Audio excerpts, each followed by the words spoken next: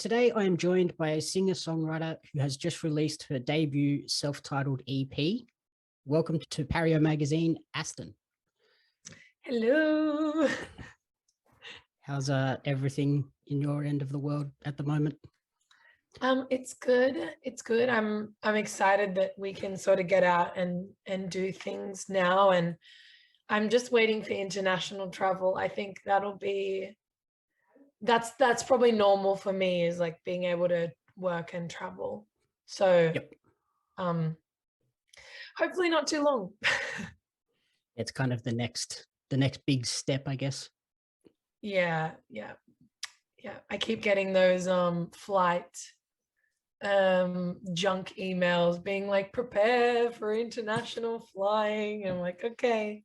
Yep. I just want and all here's all the flight deals that are on at the moment, and it's like, well, I can't really buy anything just yet. Yeah, I think it's a little bit risky to do that right now. Yep. So before we dive into the new EP, are you able to give us a little bit of background about who you are and how you came to follow this passion for music?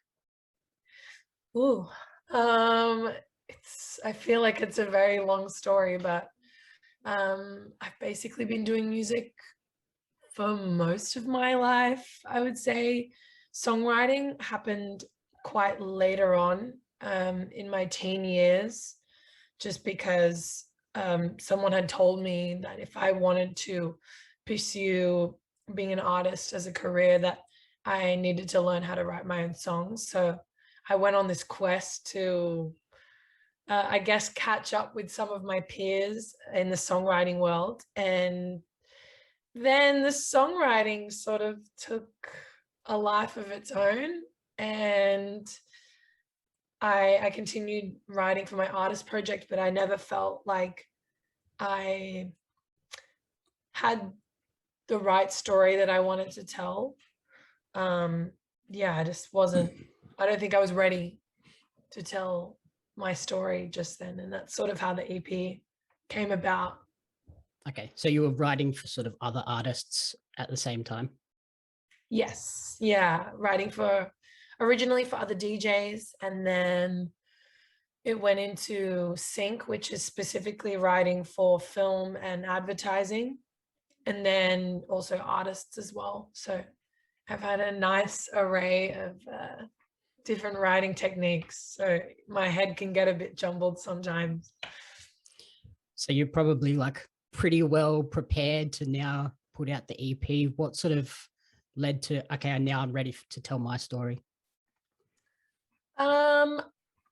It was the songs.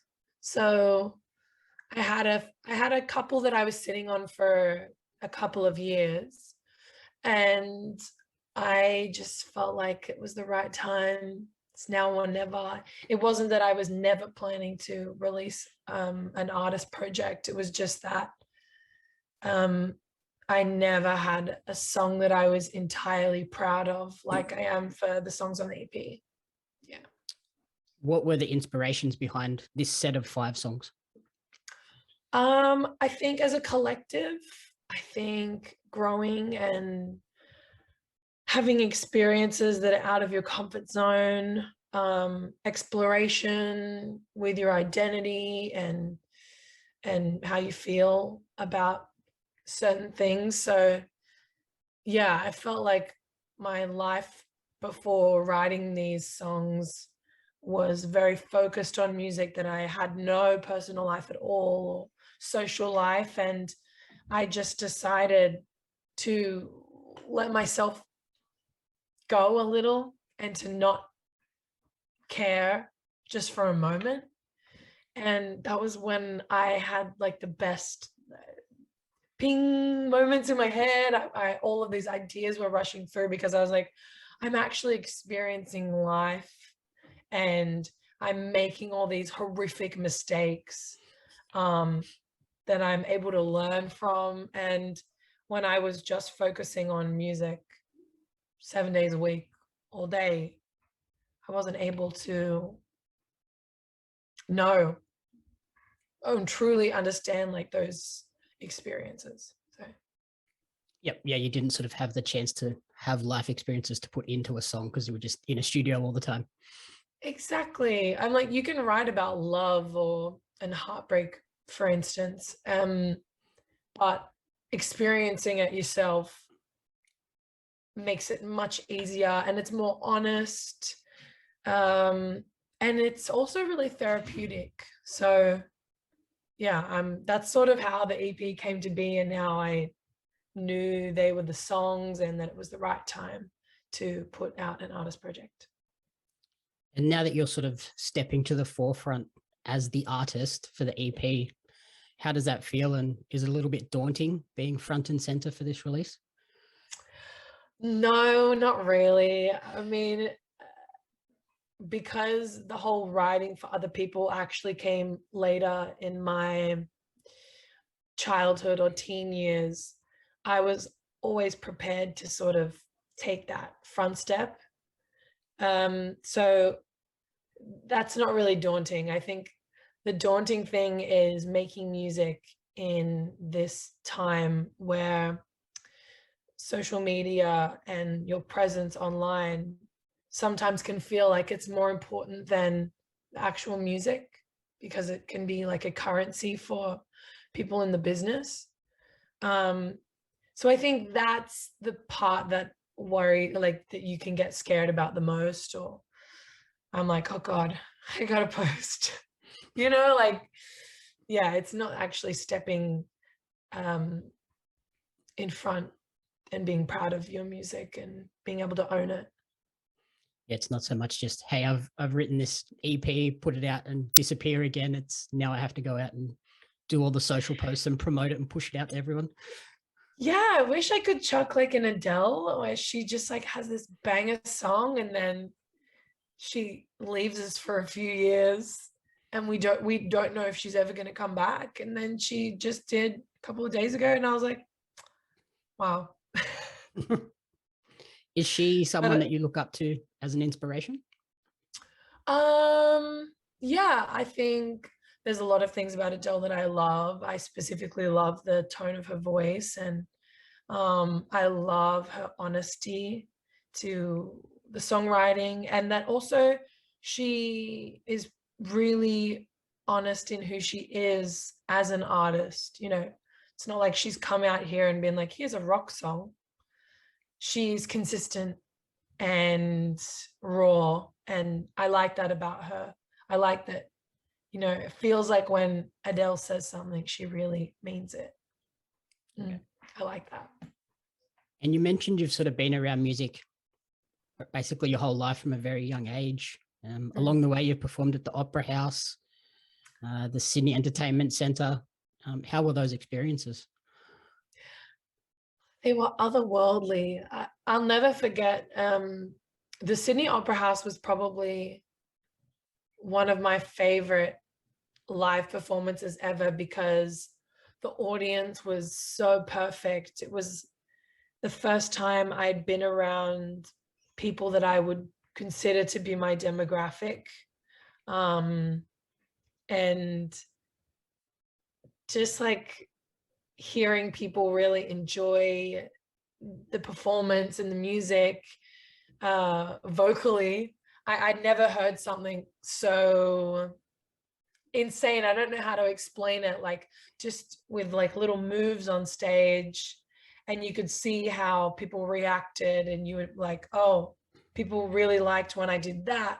I want to do more of that. And you don't get those experiences every day or every time you get on a stage. So it's important to take it in. But at the same time, I was having a full out-of-body experience.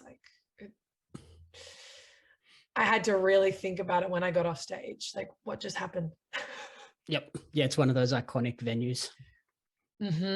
Yeah, the sound is beautiful. And oh yeah, it was by far one of my favorite performances ever. It was a while ago.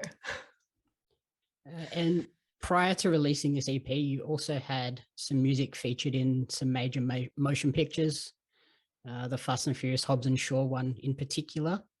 How did you feel when you received that news that your music was going to be in the film? I was pretty chill about it, because I found out that it was going to be in the film maybe 6 months before, but it wasn't a definite that it was in or not. It's pretty common that, like, you know, someone will say this is going to happen or this opportunity is happening, and then you get there and it's not the case. So I was like, okay, all right then. Here's just, they probably have thousands of songs, like, you know, I didn't think anything about it. And then I had to sign some documents and I was like, okay, this is just in case they use it. And then it wasn't real until I got the pre-order album notification. And I was like, oh my God, it's like the third song in the album. That's really cool. Like, that's so amazing. And I was like, but it won't be in the movie. Like, it'll be like right at the end where no one listens. And so I went to the cinema to watch it. And I was like, okay. And within like 20 minutes, it had played in the cinema. And that was the moment where I was like, oh my, it was weird because I was like, I've heard this song before. And then I was like, oh my God, that's the song. And it was weird. I was in the room with people that I knew and people that I created it with. And we were like, isn't this weird? Like, I love going to the movies. It's one of my favorite things to do. And it was so surreal hearing something that you created playing on the big screen. Yeah, it's pretty wild. So you were like the only person in the cinema breaking down at that particular moment, I guess. No, I think we were all like looking at each other and like holding each other like, oh my God, what the heck? Like, this is so weird. Like, we were just sort of shocked.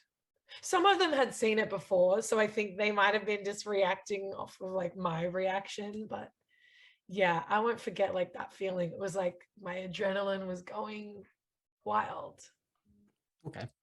And how does it feel having achieved sort of those milestones of being in a movie, playing at the Opera House, when there's sort of opportunities that a lot of artists only can dream of, and you've done it really early in your career?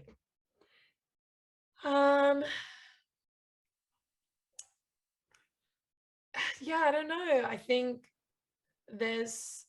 I feel lucky, but at the same time, I also feel like I had to sacrifice so much just to even write that song, not even where the song went. Like, I had to sacrifice a lot of my life and things to get it. So it's like bittersweet, but I'm so just really grateful.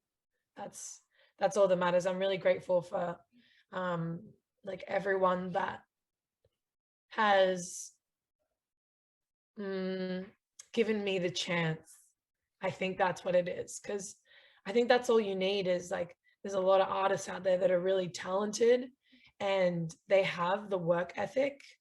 So it's like, you just got to hold out for that chance that someone will allow you to, you know, not prove, but be exactly who you already are.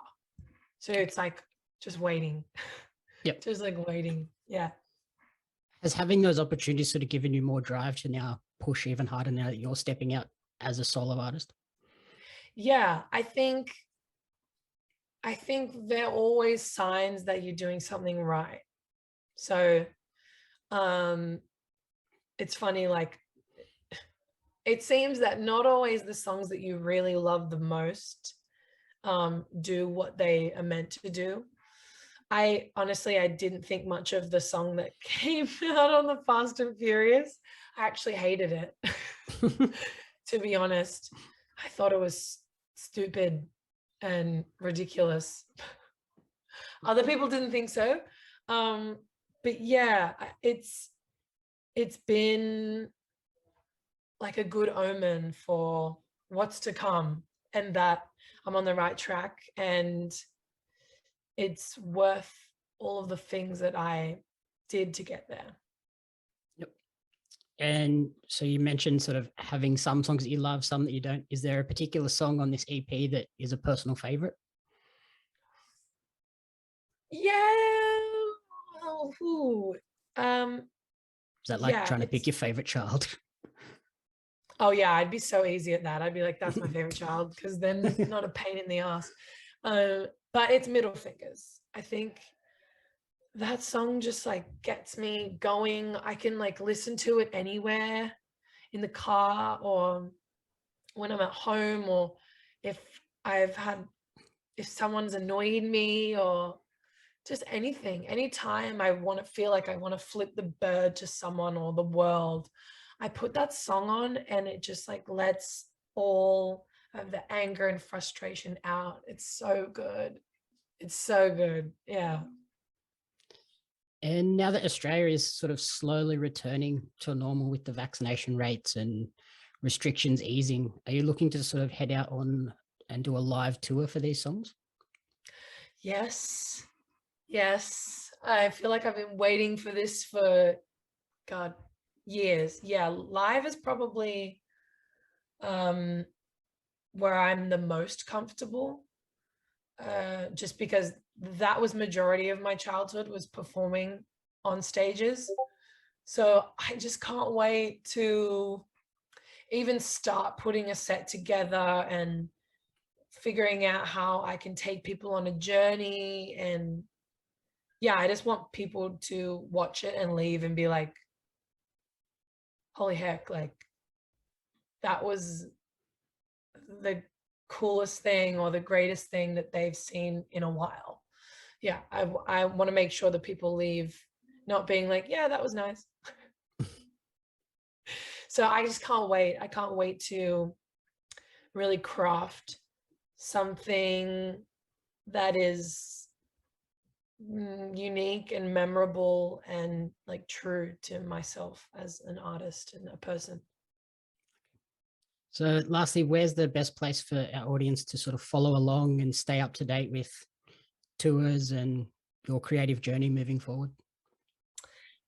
All of my handles on social media, they are She Is Aston. I am pretty on top of TikTok and Instagram. So they're probably the best places to find me if you want funny content or like good content, probably TikTok.